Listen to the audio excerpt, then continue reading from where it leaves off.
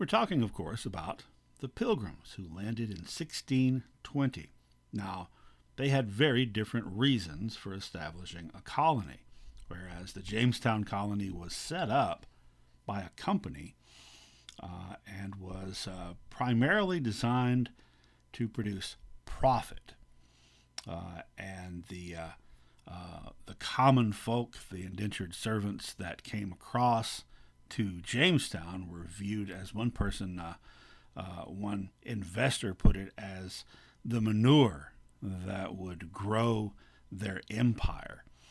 The Pilgrims were coming to establish their own religious communities, which they were not able to do at that time openly in England, although that would change within just a few years back in England. So, anyway, they also have slightly different relations for slightly different reasons with the local Indians. Now, in Jamestown, there was some conflict at first with the Powhatan tribe.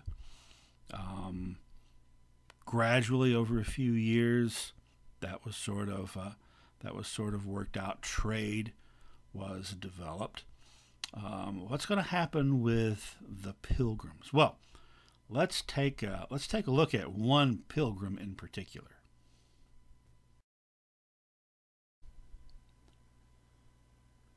William Bradford was one of the early Pilgrim leaders, and in fact was the second governor of the new colony of Plymouth. Several years later, he wrote a book called The History of Plymouth Plantation, or Colony. It's like planting people, which gave the history of the first quarter century or so of that colony. And what I want to do now is share with you an excerpt from his book there about the early years of the colony, the part where he describes what was awaiting them when they landed at Plymouth Rock. Now, bear in mind, these folks were landing in New England in autumn. Okay? So, here's what he had to say. Bold parts are mine. They weren't bolded in the original. Here's what he said. Besides, what could they see but a hideous and desolate wilderness full of wild beasts and wild men? And what multitudes there might be of them they knew not. Neither could they, as it were, go up to the top of Pisgah to view from this wilderness a more goodly country to feed their hopes. Now, let's have a little Sunday school review. If you are not familiar with Pisgah, Mount Pisgah, that's the big mountain on the edge of the Promised Land where Moses, the elderly and dying Moses, was taken by God so that he could at least see the Promised Land, which he wasn't going to be able to enter. Okay? So Bradford is saying, we did not even have a Pisgah to stand on and look out and see some promised land, some promise of any kind of good land.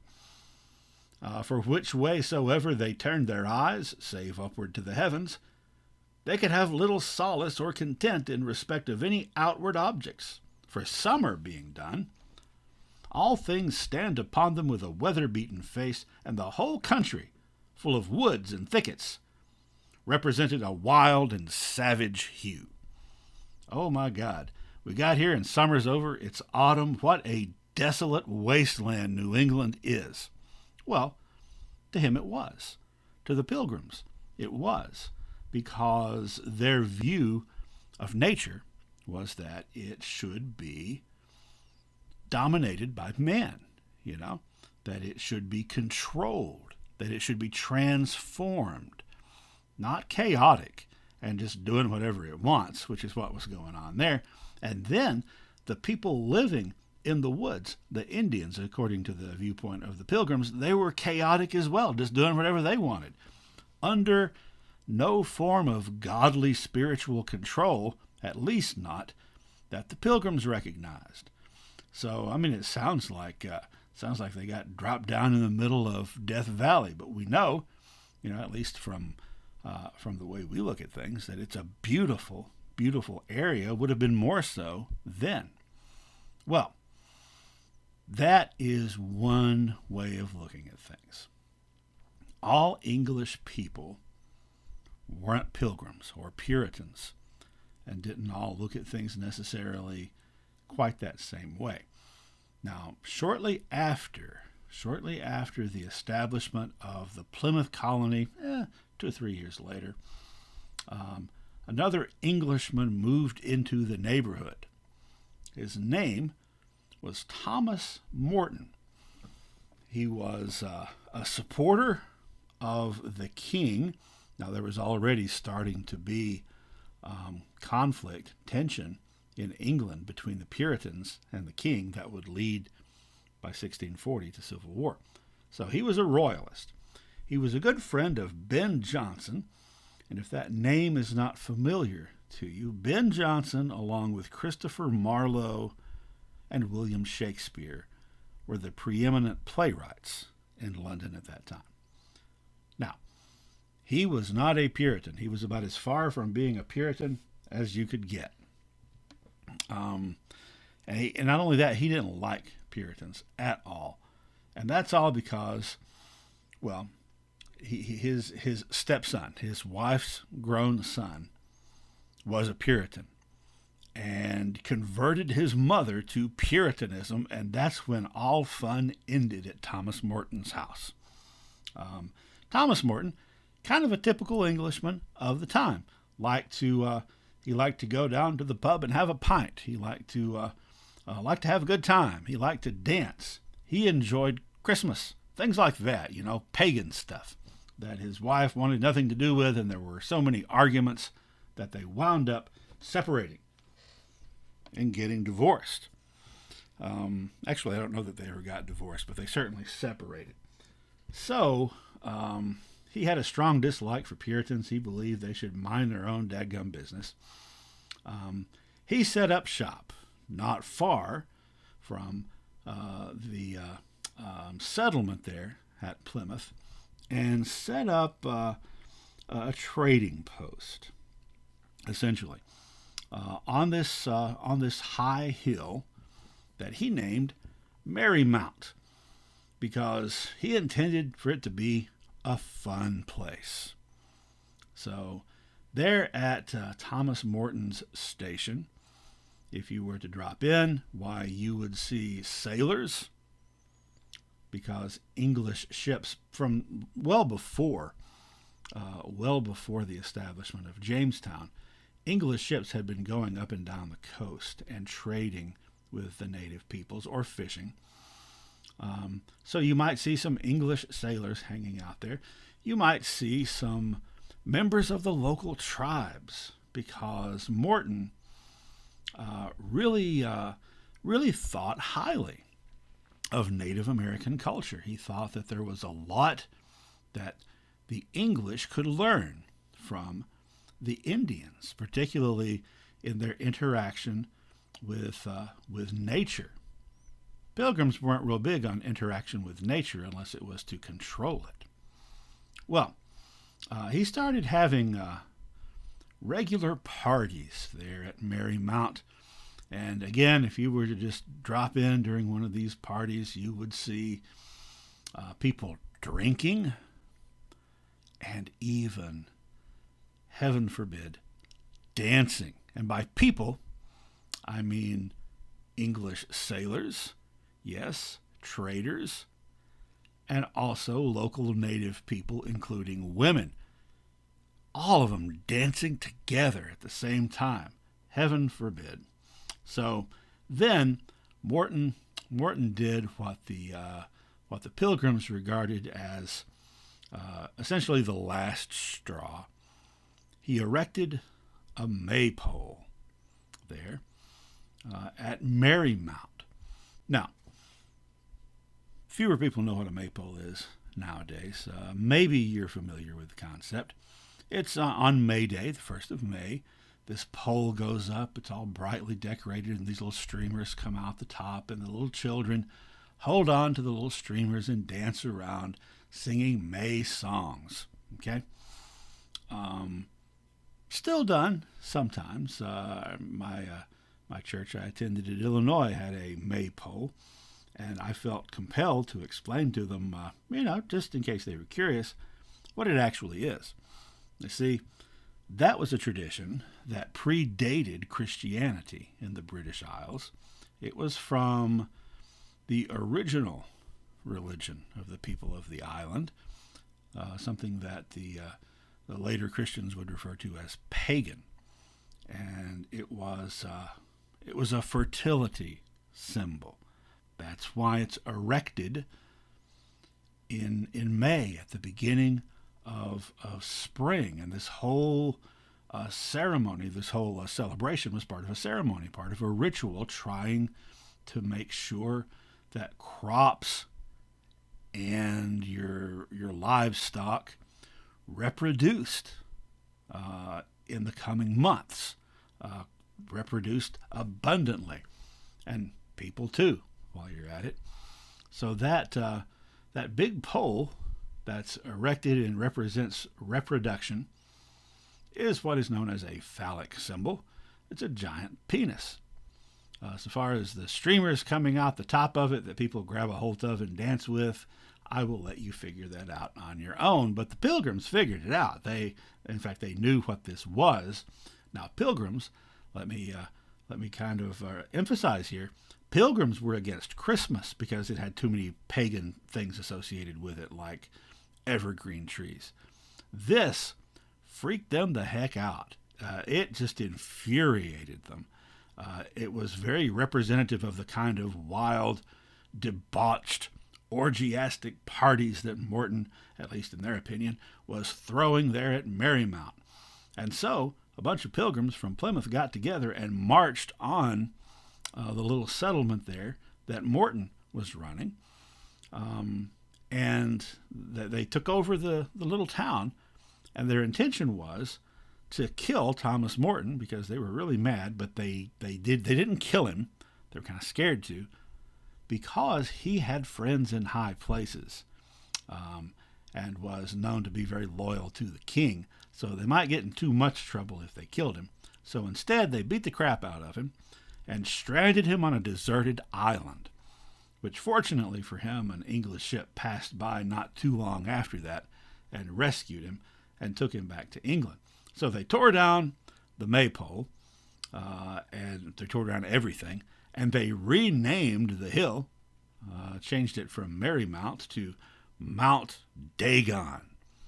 Now, if you're not familiar with Dagon, here's another Sunday school refresher. Dagon was the Philistine fish god that the Philistines offered human sacrifices to. So that's the biggest insult the Pilgrims could think of to name a place. Well, this is a pretty interesting story, and it is very illustrative of the attitudes the Pilgrims had toward the native people they were encountering, and toward wilderness, and basically toward any kind of behavior that they did not approve of. Now, remember how Bradford described the landscape. It was just a hideous, awful, abandoned wilderness that just made the hearts of men just melt in despair from looking at it, because all it was trees and stuff. Well, Morton also wrote a memoir, and I'm going to read a portion of that to show you his attitude about the place. He said, "In the month of June, 1622, it was my chance to arrive in the parts of New England with 30 servants and provision of all sorts fit for a plantation or a colony. And while our houses were building, I did endeavor to take a survey of the country. The more I looked, the more I liked it. And when I had more seriously considered of the beauty of the place with all her fair endowments, I did not think that in all the known world it could be paralleled. In my eye, 'twas nature's masterpiece, her chiefest magazine of all, where lives her store. If this land be not rich, then is the whole world poor." So Morton's reaction to the countryside was probably similar to what most of ours would be. Holy smoke, this is beautiful. This is just the most beautiful place I've ever seen. And far from saying um, that it was diabolical or absent of God, like the pilgrims viewed it, he looked at it as proof of God because of how beautiful that it was.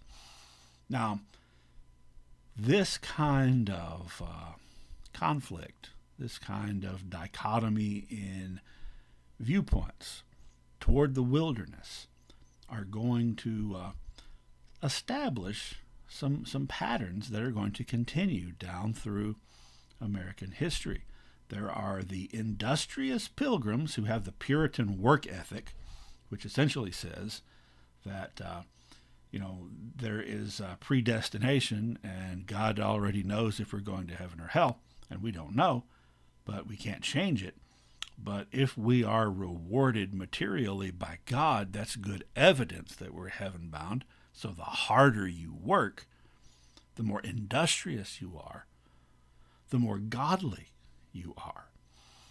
While there will be other people who will feel very constricted by that type of attitude and by those types of controls on their behavior, and they will look longingly into that wilderness to the west of them, and will want to go forward and see what's there.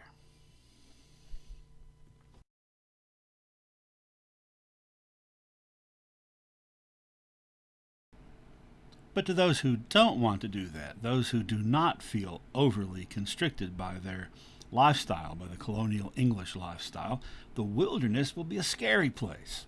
Now, all these things are also true in the colony in Jamestown, just not to the same extremes, because the extremely religious nature of the colonists who initially peopled New England adds a slight twist to it. But the interactions of both these colonies with the native people and with the wilderness is going to set the tone for the next generation and the generation after that, as progressively they continue to move further west. So the very word wilderness has wild in it.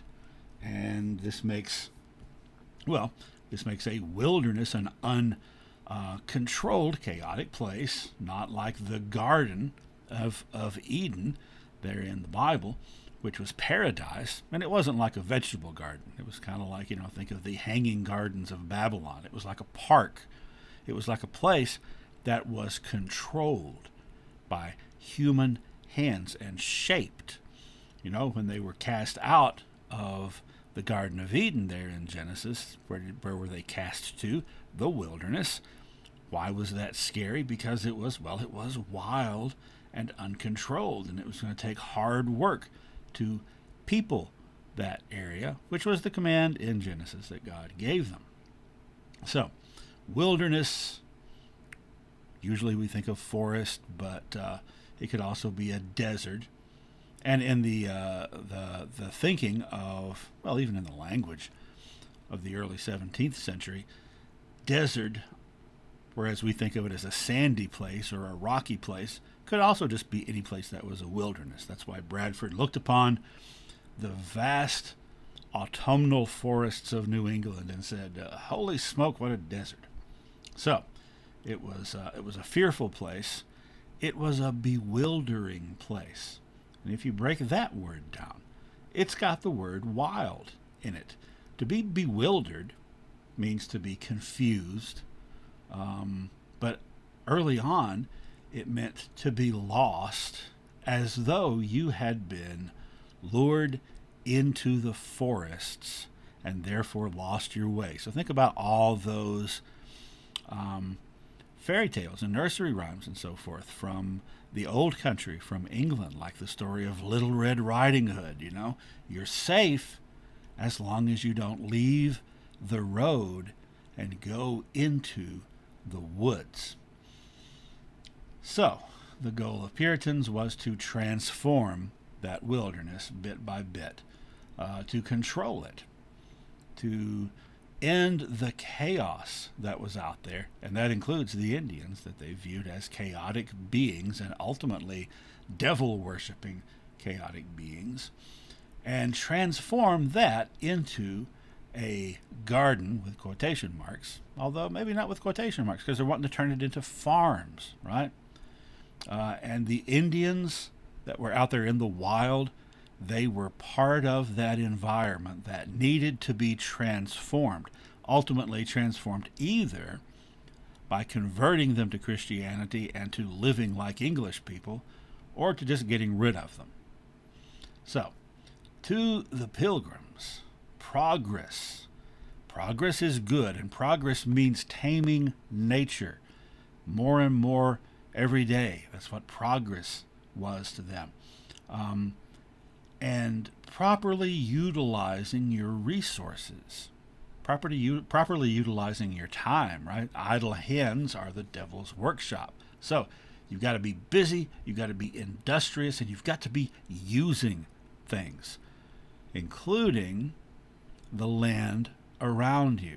And just having a bunch of trees there, they regarded as pretty useless unless you cut them down and sold them as timber, which is immediately what they started doing. Now, it's also important to note that during this process, both in New England and in Jamestown, which later became the larger colony of Virginia, and then the other colonies that started to pop up, those colonists wanted to preserve their English identity. They felt kind of looked down upon, especially as the generations went by, and you would have people who were born in these colonies that maybe had never even been to England, and they felt like people back in England looked down on them as though they weren't really English, and they wanted to emphasize, yes, we're really English, but at the same time, they wanted to establish that they had another identity too. Not necessarily a colonial identity, because that kind of implies subjugation, but an American identity, because they were sharing in a unique set of circumstances that people back in England couldn't understand. Even people in other English colonies around the world couldn't necessarily understand. So there's some conflict within themselves, even as there's that conflict within themselves where, just like they're trying to control nature, they're also trying to control their own human nature. And all this may sound like just sort of a meandering side trip when we're talking about westward expansion. But all those elements are going to go into creating the colonial and later the American character, basically. And they're going to start showing through as the descendants of those colonists move further to the west. So, kind of a summation. The English colonists, both north and south, wanted to maintain order and stability, and that meant staying out of the woods unless you had something specific that you were doing there that was productive, like killing things. So if there's somebody that just likes to leave the village and go wandering around in the woods, there's something wrong with that person. Probably they're possessed by Satan, especially in New England. That's how they would have looked at it. Definitely don't hang out with the native people. Don't hang out with Indians like Thomas Morton did with, quote, savages whose uncivilized ways will rub off on you. So there were, in both New England and Virginia, strict laws passed against living among the Indians. You could be punished. You could actually be subjected to hard labor, imprisoned and forced to do hard labor if you went off and lived with the Indians. Why is that? Well, they needed your labor there in the colony is the main reason. And, if you run off, then everybody else will too, and they won't be able to be productive. There were especially strict laws against marrying or just having children with those native people, because that was well, ugly words. Miscegenation is only an ugly word if you know what it means, which most people don't. Um, Quote mongrelization or quote bastardization, those are ugly words. The essentially the weakening of the racial line was viewed very, very seriously by English colonists, much more so than it was by Spanish and French colonists, who were a lot more open to the idea and a lot more likely to intermarry with the native peoples, and who were much more likely to give citizenship to the children of those unions, which is something that the English didn't really want to do at all. So that's something that was kind of unique to the English among colonists. So here's something to bear in mind. All the European colonists were bad news for the native people, all of them. The English, though, they want your land, and they don't want any weakening of their own racial lines, and they want you to either live like them or not live at all. So all those things spell some serious trouble between the native people and the English colonists in particular. Now, you may ask yourself, why would they have all these laws about living with Indians? And clearly it's because people were doing it. Why did they make these laws so strict? Because people kept doing it. Why would people do it? Well, stop and think for a second. Who would you rather live with, Puritans or Indians? That pretty well sums it up right there. A lot more freedom living among the native peoples than you would have as an English colonist, especially in those Puritan colonies. And it was frequently true that people, even people who were captured by Indians and then adopted into the tribe and made full members of the tribe and treated as members of the tribe, almost never wanted to go back to English society. Not because they were ashamed necessarily, but because they liked that society better. Benjamin Franklin commented on that. He commented on how strange it was that English colonists captured by Indians and kind of fit into their culture never wanted to come back, whereas Indians who were captured by English colonists and tried to force to live according to their culture almost always tried to run away. So, that kind of tells you something right there.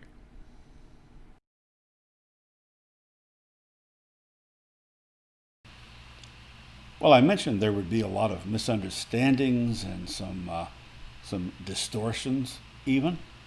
So let's talk about what some of those were in New England once the Puritans got there, between them and their communities and the local Native American communities. Now, one big issue is going to be the introduction of livestock. The English colonists brought livestock with them, right? Cattle and pigs and goats and various other things. Native Americans had only domesticated one animal, and that was the dog, before the arrival of Europeans. They fairly quickly adapted to the use of the horse. But when it came to these other types of livestock, particularly cattle and pigs, there were going to be some issues. Now, the custom among the English at that time was not to build a corral and put your animals inside it so they can't get out. That's not how the English colonists did it. They let their animals roam freely, and instead of building a fence and putting the animals on the other side of it, the English colonists built fences around their gardens so the animals couldn't get into their garden. Beyond that, the pigs and the cows were just running loose. Well, the English colonists' gardens were fenced off, and these cattle and pigs couldn't get to them. So where do you suppose they went? They wandered over to the Indian villages, which did not have fences around their gardens, and they started eating the vegetables of the Native Americans, which they didn't appreciate that much. So, if that were to happen, and the Indians were to kill the cattle or the pigs for coming onto their property and their territory and eating in their gardens, the English would be furious because, why, that's stealing their livestock and their property. Another issue was the fact that in between the English towns and the Indian towns, these cattle and pigs are wandering around, maybe out in the woods. Okay? Now, from all the things we have discussed previously about Native American culture, you should know that there's no concept of boundary lines, there's no concept of ownership of the land, and there's no concept of ownership even of animals, right? You go to hunt in your hunting territory and you kill the animals that you're going to eat, and you make sure to do the proper rituals and thank the spirits of those animals and apologize for killing them, but say thank you very much for feeding me. And four-legged animals that are wandering in the woods in your hunting territory are, well, it's open season all the time. So if you were a Narragansett Indian or a Wampanoag Indian and you're in your hunting area in the woods and some strange creature that maybe you don't recognize or you've seen it around, but clearly it's something you could eat, is there in the woods, why, then you kill it and you eat it without ever the thought entering your mind, I wonder whose property this animal is. I wonder whose property it's on. Because those concepts didn't even exist to native people, but they very much existed to the English. So, something like that happens, those Indians, from the perspective of the English, are a bunch of low-down, dirty, poaching thieves that are killing your property and then taking it home and eating it. So that's going to lead to some tensions. There's also pressure being exerted on the Indians by the English to become, quote, civilized and to adopt the proper European way of doing things, which included, hey, stop killing our cows when they come into your woods. Get your own cows. We'll sell you some, and you can herd them. That becomes very problematic because as they're pressuring Indians to make these changes and to have domesticated animals, cattle and pigs and so forth, that raises all kinds of issues. Because if you've got these animals and they're not out in the woods, and now you're an Indian and you're expected to put up a fence, put those animals in it, whose responsibility is it to do that stuff?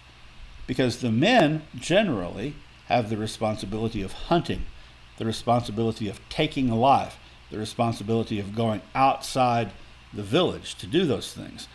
The women's responsibility is everything inside the village, everything pertaining to giving and preserving life, everything pertaining to agriculture. So you got a herd of pigs. What are they? Whose responsibility are they? Is that farming or is that hunting? It can't be hunting if they're all bunched in there together. And then what about their spirit? What about their manitou? The Algonquin word for the overall spirit of a certain type of animal, to which you are supposed to show respect, to which you are supposed to not take more than is needed to sustain the balance. All that gets remarkably complicated and causes all kinds of problems, as you can imagine.